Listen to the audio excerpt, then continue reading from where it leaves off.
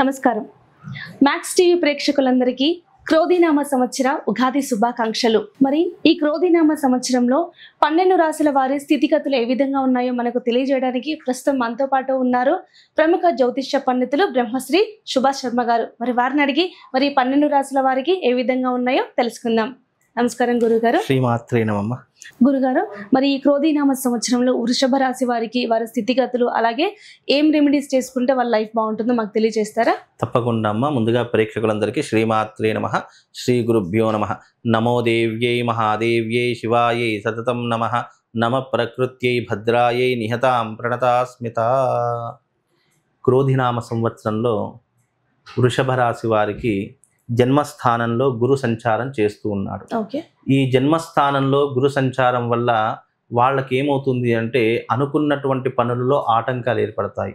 అలాగే చేసే వృత్తి యందు వ్యాపారం నందు కొద్దిగా నష్టం వాటిల్లేటటువంటి అవకాశం ఏర్పడుతూ ఉంటుంది. కనుక ఆర్థిక విషయంలో వృషభ రాశి వారు చాలా జాగ్రత్తగా ఉండాలి. అలాగే పెద్దవాళ్ళ నుండి సహాయ సహకారాలు అందుతాయి అనేటటువంటి ఆశలో ఉంటూ ఉంటారు. కానీ వృషభ రాశి వారు వాళ్ళ కష్టాన్ని నమ్ముకోవాలి తప్ప ఎవరో ఏదో చేస్తారు అని నమ్ముకోవడం అనేటటువంటిది వాళ్ళ యొక్క మూర్ఖత్వం. వృషభ రాశి వారు చిన్నప్పటి నుండి చాలా కష్టపడేటటువంటి గుణము కలిగినటువంటి వారు. కానీ వాళ్ళ కష్టానికి తగినటువంటి ప్రతిఫలం రాకపోవడంతో జీవితంలో నిరాశ నిస్పృహలకు లోనవుతూ ఉంటారు.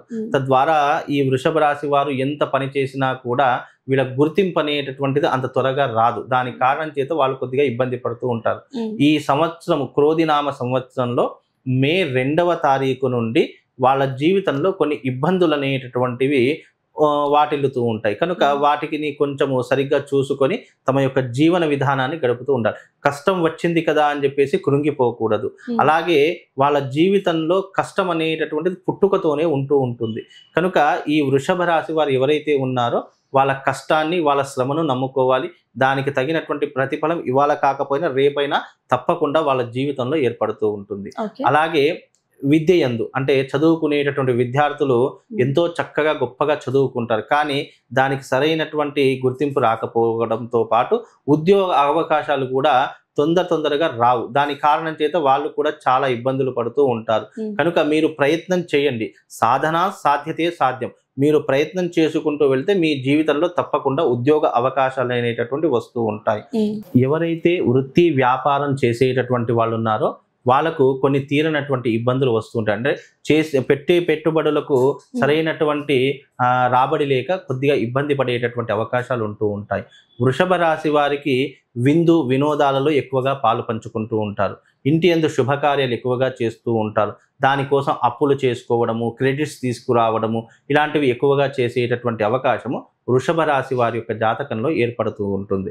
కనుక ఈ సంవత్సరం వృషభ రాశి వారు కాస్త జాగ్రత్తగా ఉండే ప్రయత్నం చేసుకోండి. అలాగే ఆస్తులు అమ్ముకోవడం కానివ్వండి, లేదు అంటే ఇంటి యందు ఏదైనా వస్తువులు అమ్ముకోవడం కానివ్వండి, బంగారాభరణాలు అంటే విలువైనటువంటి వస్తువులు ఈ సంవత్సరం అమ్ముకునేటటువంటి పరిస్థితి వృషభ రాశి వారి యొక్క జాతకంలో ఏర్పడబోతుంది. కనుక వృషభ రాశి వారు కాస్త జాగ్రత్తగా ఉండండి. అలాగే వాళ్ళ బంధువులతోనూ మిత్రులతోనూ చాలా సఖ్యతగా ఉండాలి. ఎవరి మీద పడితే వారి మీద అరవడం కానీ కోపం తెచ్చుకోవడం కానీ ఇలాంటివి చేయకుండా ఉంటే వృషభ రాశి వారు చాలా జాగ్రత్తగా ఉన్నట్టే. ఇక వాళ్ళ విషయానికి వృషభ రాశి వారి యొక్క విషయానికి వస్తే గనక వాళ్ళు జీవితంలో ఎప్పుడైనా ఒకటి గుర్తుపెట్టుకోవాలి. లర్నింగ్ అనేటటువంటిది గుర్తుపెట్టుకోవాలి. అంటే ఈ రోజు నేను ఏం చేశాను, ఈ రోజున నేను ఎంత కష్టపడ్డాను, నాకు ఎంత రాబడి వచ్చింది, అలాగే నేను రేపటి రోజు ఇంకా ఎంత కష్టపడితే నాకు డబ్బు అనేటటువంటి ఎక్కువగా వస్తుంది అనేటటువంటి జీవన విధానాన్ని వాళ్ళు తెలుసుకోవాలి.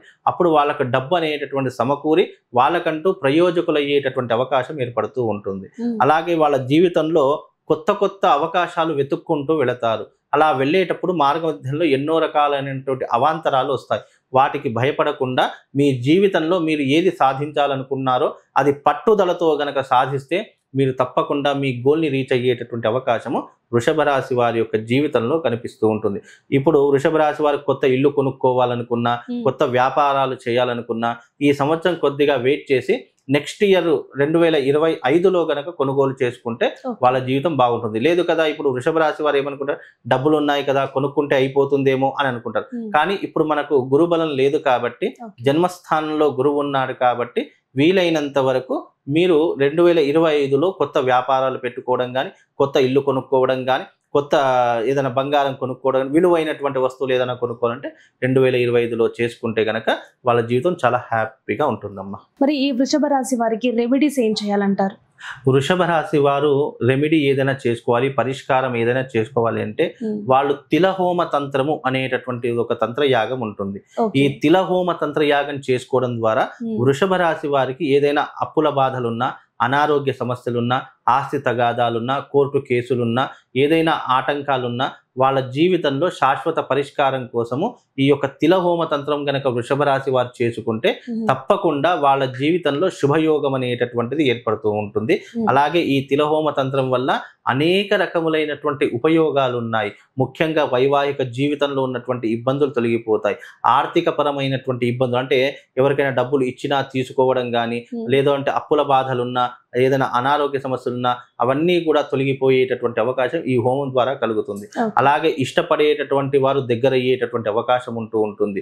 కుటుంబంలో ఏదైనా ఇబ్బందులున్నా, వ్యాపారంలో ఏదైనా ఇబ్బందులున్నా, ఎవరైనా శత్రువులు విపరీతంగా ఉన్న వృషభ రాశి వారికి ఈ తిలహోమ తంత్రం ద్వారా అవన్నీ కూడా క్లియర్ అయ్యేటటువంటి అవకాశం ఉంటుంది. కాబట్టి ఈ సంవత్సరం వృషభ రాశి వారు చేసుకోవాల్సినటువంటి తంత్రయాగము తిలహోమ తంత్రయాగం చేసుకుంటే మీ జీవితంలో అన్నీ కూడా అంటే మీకున్నటువంటి అవాంతరాలన్నీ తొలగిపోయి మీకు ఒక అదృష్ట యోగం అనేటటువంటిది కలుగుతుందమ్మా. గురుగారు, ఈ క్రోధినామ సంవత్సరంలో వృషభ రాశి వారికి వారి పరిస్థితులు ఏ విధంగా ఉండబోతున్నాయి, అలాగే ముందు జాగ్రత్తగా వాళ్ళు ఎటువంటి రెమెడీస్ తీసుకోవాలో మాకు తెలియజేశారు. ధన్యవాదాలండి. శ్రీమాత్రి.